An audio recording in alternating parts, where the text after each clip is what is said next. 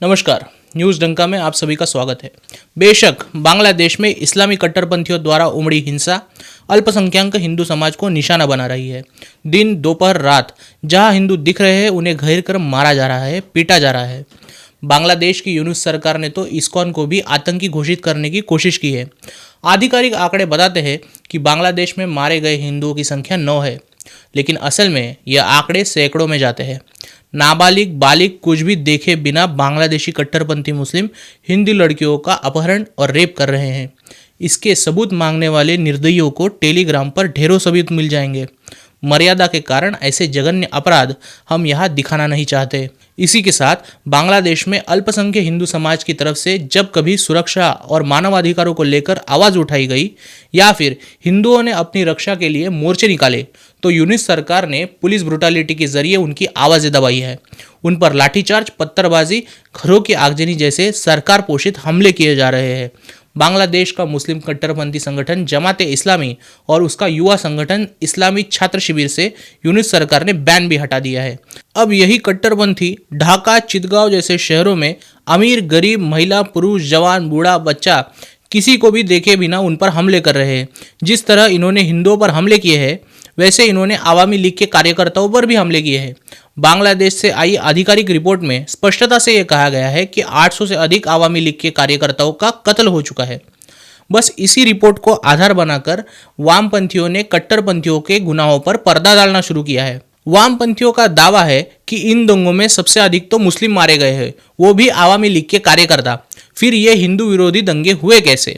असल में वामपंथी बार बार अपना गोलपोस्ट बदलते रहते हैं, जिस कारण उनका पाखंड छुपा रहता है। अब वामपंथी अमेरिकी डीप स्टेट के इशारों पर नाचते हैं। वामपंथी और मुस्लिम कट्टरपंथियों के अघोषित गठबंधन में वामपंथी मानवीय मूल्यों का हवाला देते हुए कट्टरपंथियों के लिए जमीनी पिच तैयार करते हैं और इस्लामी कट्टरपंथी इस पिच की मदद से हिंसा, दंगे, आगजनी, कत्ल, आतंकवाद इन सभी को अंजाम देते रहते हैं। मैं जो कह रहा हूं उसका बाकायदा बांग्लादेश से ही सबूत भी दे सकता हूं। दरअसल बांग्लादेश में चुनाव से पहले अमेरिकी अफसर ने शेख हसीना से बांग्लादेश का सेंट मार्टिन आइलैंड मांगा था। चीन पर दबाव रखने के नाम पर यह आइलैंड मांगने की बात की गई थी। हालांकि अमेरिका इस आइलैंड के जरिए बंगाल का उपसागर और भारतीय किनारों पर अपनी नजरें गड़ाना चाहता था। इससे हिंदू महासागर में मजबूती भी उन्हें मिल सकती थी। लेकिन भारत और बांग्लादेश के संयुक्त हितों को देखते हुए शेख हसीना ने इसे देने से मना कर दिया। अमेरिकी अफसर ने इस वक्त शेख हसीना को तख्ता पलट की धमकी दे दी थी। बता दें कि यह वो समय था जब अमेरिका में डेमोक्रेट्स की सत्ता थी। डेमोक्रेट्स का इतिहास आप खंगाले तो आपको यह पता चल जाएगा कि जब जब ये लोग सत्ता में आए हैं इन्होंने अपने पूंजीवादी आकाओं के हित में अनेक देशों में युद्ध, गृह युद्ध, तख्ता पलट जैसे कदम उठाए हैं। इसीलिए उनके द्वारा बांग्लादेश में तख्ता पलट करना कोई मुश्किल बात नहीं थी। डेमोक्रेट जैसे घोर वामपंथी ऐसी कार्रवाइयों में डॉलर्स बहाते हैं। उन्होंने बांग्लादेश के कट्टरपंथियों से साठ गांठ कर बांग्लादेश में आरक्षण के बहाने मोर्चे खोले, कट्टरपंथियों को रास्ते पर उतारा। आम बांग्लादेशियों को गुमराह करने के लिए तरह तरह के पैतरे आजमाए गए। बांग्लादेश के विरोधी पार्टी से लेकर मजहबी संगठनों तक शेख हसीना के विरोधी बांग्लादेश में इस बात को बताने में लग गए कि शेख हसीना तानाशाह है। शेख हसीना और उसकी पॉलिसी डिक्टेटोरियल है। रास्ते पर उतरे विद्यार्थियों की मांगे आरक्षण को लेकर तो थी, लेकिन लड़ाई सुप्रीम कोर्ट में चल रही थी। इस पर वामपंथियों ने झूठ फैलाना शुरू किया कि बांग्लादेश के कोर्ट शेख हसीना के इशारों पर चलते हैं। इसमें आपको शेख हसीना को मासूम समझने की गलती नहीं करनी है। कुछ हद तक कोर्ट को मैनेज करने की शक्ति उसमें थी, पर इतनी नहीं जिस हिसाब से वामपंथियों ने प्रचार किया था। कट्टरपंथियों ने आवामी लीग के छात्र संगठन पर जानलेवा भी हमले किए। कुछ विद्यार्थियों को घेरकर हॉस्टल में कत्ल कर दिया गया। इसके जवाब में आवामी लीग के विद्यार्थियों ने भी हमले किए। गलत बात यही रही कि वामपंथी खुलकर कट्टरपंथियों का समर्थन कर रहे थे और उनके खिलाफ बोलने वाला कोई नहीं था। बांग्लादेश में दंगे हुए, ढाका से लेकर चिटगांव तक भीषण दंगे हुए। शेख हसीना ने सभी कॉलेज, मदरसे, स्कूल को बंद किया। इलाकों में इंटरनेट तक बंद कर दिया गया। पुलिस एक्शन से लाठीचार्ज, आंसू गैस का इस्तेमाल किया गया। लेकिन इन सब बातों से रास्ते पर उतरे दंगाई पुलिस पर हमला करने लगे। जवाब में पुलिस ने फायरिंग की जिसमें दंगाइयों की मौत हुई। इस सब के बीच अमेरिकन डीप स्टेट के दुनिया भर में फैले चमचे शेख हसीना प्रदर्शनकारियों पर ब्रुटैलिटी कर रही है, ऐसे आरोप लगाने लगे। यूनाइटेड नेशन के सचिव अंटोनियो गुटेरस शेख हसीना पर इस तरह के एक्शन न लेने की मांग करने लगे। इस सब के बीच बांग्लादेश के कोर्ट ने सुनवाई करते हुए आरक्षण को 7% पर लाया। आखिरकार अब ये प्रोटेस्ट रुकने चाहिए थे, शांति स्थापित होनी चाहिए थी, लेकिन बांग्लादेश में शांति हो ये बात न वामपंथी अमेरिका चाहता था, न अमेरिका के इशारों पर नाचने वाले यूट्यूबर्स, ना ही इस्लामिक कट्टरपंथी। फिर क्या, अमेरिका ने अपना पुराना डेमोक्रेसी वाला कार्ड खेल लिया। बांग्लादेश में डेमोक्रेसी स्थापित करने के लिए दंगे भड़काए।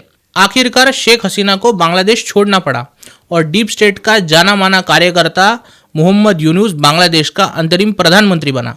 इसके बाद बांग्लादेश में हिंसा का दौर रुकना चाहिए था, लेकिन वो अब भी नहीं रुका। इस्लामी कट्टरपंथियों ने बांग्लादेश में आवामी लीग के नेता, कार्यकर्ता, अल्पसंख्यक हिंदुओं को घेर घर कर कत्ल किया। हिंदू लड़कियों की इज्जत लूटी, हिंदुओं के मंदिर लूटे, मंदिर में मूर्तियां तोड़ी गई, हिंदुओं को संस्थानों में घेर कर उनसे इस्तीफे लिए गए, झूठे ईश निंदा के आरोप लगाकर पुलिस के सामने उनके कत्ल किए गए। आज बांग्लादेश में हिंदुओं की हालत खराब है, जिसके जिम्मेदार मुस्लिम कट्टरपंथी तो है, लेकिन उतने ही भारत में अपने आप को देशभक्त कहने वाले आकाश बनर्जी और ध्रुव राठी जैसे लोग भी हैं। इन लोगों ने यूट्यूब पर शेख हसीना तानाशाह है सिद्ध करने के लिए तरह तरह के वीडियो भी बनाए थे, लेकिन इन्होंने अब तक कभी हिंदुओं पर होने वाले हमलों के लिए वीडियो नहीं बनाए। हम आप सब जानते हैं, मुसलमानों द्वारा हिंदुओं के साथ अत्याचारों पर इन दोनों के ओर से कोई वीडियो आने वाला नहीं है और इनसे कोई अपेक्षा भी नहीं है। लेकिन अब भारत के हिंदुओं को ये बात समझ लेनी चाहिए कि ये लोग इस्लामी कट्टरपंथियों के हित में पिच तैयार करते हैं। इनका देशभक्ति, डेमोक्रेसी, संविधान से कोई लेना देना नहीं है। बांग्लादेश में छात्रों पर हो रहे अत्याचार, इन्होंने जैसे वीडियो बनाए वैसे यूनाइटेड नेशन के सचिव एंटोनियो गुटेरेस के भी बयान थे, लेकिन शायद सिर्फ लेबनान, फिलिस्तीन और गाजा के होने वाले जो अत्याचार है इस पर ही मानवाधिकार आहत होते हैं, ऐसा यूनाइटेड नेशन का भी मानना है। इसीलिए यूनाइटेड नेशन अब भी बांग्लादेश के मुद्दे पे ही शांत है। बांग्लादेश चैप्टर के साथ ध्रुव राठी, आकाश बनर्जी से लेकर यूनाइटेड नेशन की क्रेडिबिलिटी भी खत्म होती जा रही है। हमारा ये वीडियो हिंदू समाज को बस यही दिखाने के लिए है कि समाज में हो रहे अन्यायों पर आवाज उठानी है तो ये आपका अपना अधिकार है। राठी, बनर्जी जैसे लोगों के विषयों पर गंभीरता से आप उतरने लगे तो ये आपके पतन का कारण बनेंगे। नमस्कार।